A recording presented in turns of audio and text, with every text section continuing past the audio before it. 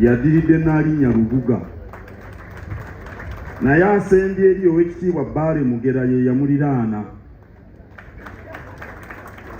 Ate addiridde Oweekitiibwa Baale Mugera ye Nnaalinnya Dina Kigga. Ate addiridde Nnaalinnya Dina Kigga ye Mumbejja Christine Gertrude Nabanaakulya.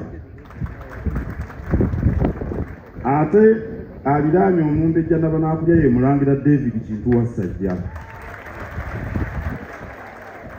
Ate aliraanye Omulangira Wassajja ye Mulangira Richard Ssemakookiro.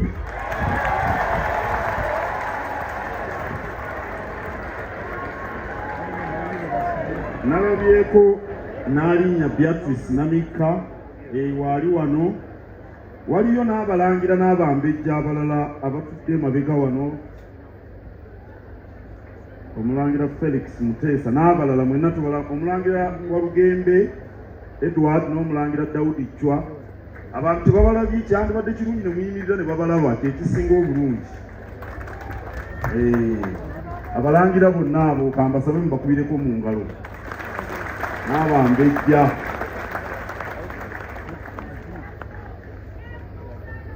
Abakulu abalala banjuddwa okujjako baminisita ba Kabaka mpozi, naye ndowooza bayanjuddwa. Tebayanjuddwa. Omumyuka asooka wa Katikkiro Mulengera wali Alhaji Twaha Kaawaase. Ate omumyuka owokubiri ali wano Oweekitiibwa Robert Waggwa Nsibirwa.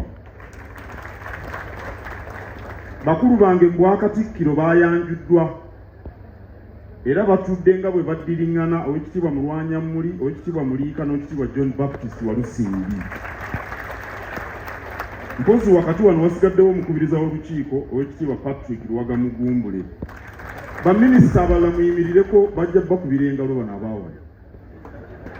N'abaawummula kambasabe muyimirireko. Oweekitiibwa Katende kankusabe oyimirireko. Oweekitiibwa Makubuya mwenna mbira abalambira engalo.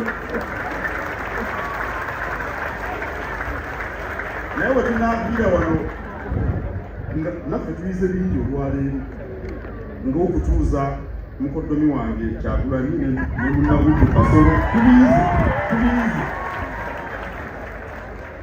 gw'otaalabye ssebo Honorable Kyagulanyi ng'oyanjula abakulembeze b'ebyobufuzi ye muganda wo Mathias Mpuuga. Awo tewamulabye nategedde kubanga eri gye yatudde nange bandeetedde kapapula nabadde simulabye bulungi.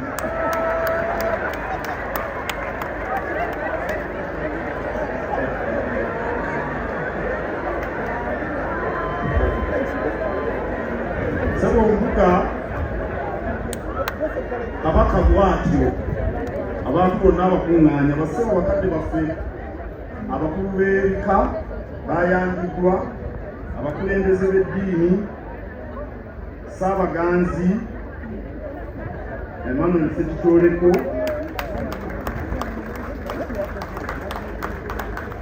bassentebe b'enkiiko z'ebitongole bya Kabaka ne bassenkulu, abaana ab'amasomero, bassebo ne bannyabo. Mbalamusizza nnyo mwenna era mbeebaza nnyo nnyini olw'okukuŋŋaana ku lusozi luno olw'ebyafaayo nga tuzze okutendereza n'okwebaza Omutonzi olw'emyaka 32 egyakayitawo nga Kabaka waffe Ronald Muwenda Mutebi II atudde ku Namulondo. Mwebale nnyo, mwebale ddala. Ssaabasajja Kabaka mu lubiri gyali, mwebale nnyo. Era Ssaabasajja yampadde obubaka buli ku lutambi, ye kennyini ng'ayogera, mugenda kumulaba bwakoze olwaleero luno.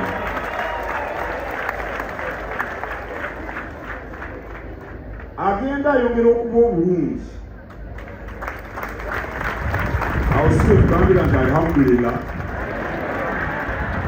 Naye abasawo tebannaba kwagala abeere mu mikolo gino era naffe abamuweereza tebatuganya kumupiika mirimu gya buli budde. Kaakati tulina okugendera ku biragiro by'abasawo kubanga tetuli basawo, naye nga bwe twazze wano okuweebaza Katonda, nkakasa n'okumusaba mumusabira nga Supreme Mufti bwe yakoze asuukire eddala. Ku lwange ne ku lw'ab'omu maka gange, ab'omu maka gange bakiikiriddwa mukyala wange waliwo. Ku lwa gavumenti ya Ssaabasajja ne ku lw'abantu ba Buganda bonna, njozaayoza beene okutuuka ku lunaku lwa leero. Mu myaka 32 bingi ebituukiddwako, oba oliawo bye tutandirabye singa omutereka tetubadde naye. Mbuga bw'abadde ayogera ebyenjigiriza n'enkulaakulana, okuyitimusa ebyempuliziganya, okusoosowaza abavubuka, tunokolayo binokole. Naye twebaza Lugaba asobozesezza Omutanda okubitutuusaako mu myaka 32.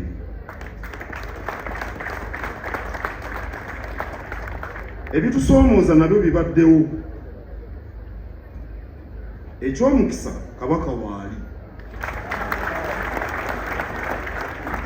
Tujja kubivuunuka era tuwaba akwata ku ttama, kubanga waliwo abaagala tukwate ku ttama tugwemu amaanyi tuyenjebuke.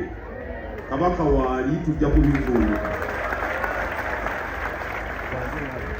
Ekikulu mu byonna tunywerere ku nnamunswa awatali kuwugulwa mu ngeri yonna. Atujja ku nnamunswa tetumuvuma, naye tumutunuulire n'eriisa ejjogi. Atambula n'ennamunswa naffe gwe tuba tutambula naye.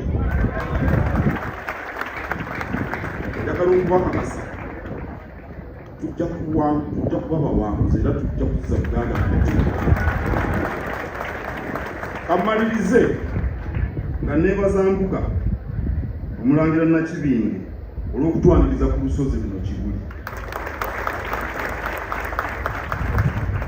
Muneegatteko twebaze Supreme Mufti olw'essaala ey'enjawulo gye yaweereza olw'emyaka 32. Neebaza nnyo Sheikh Kiweewa muzzukulu wa Namuguzi, enjigiriza ye gaabadde makula n'ereere.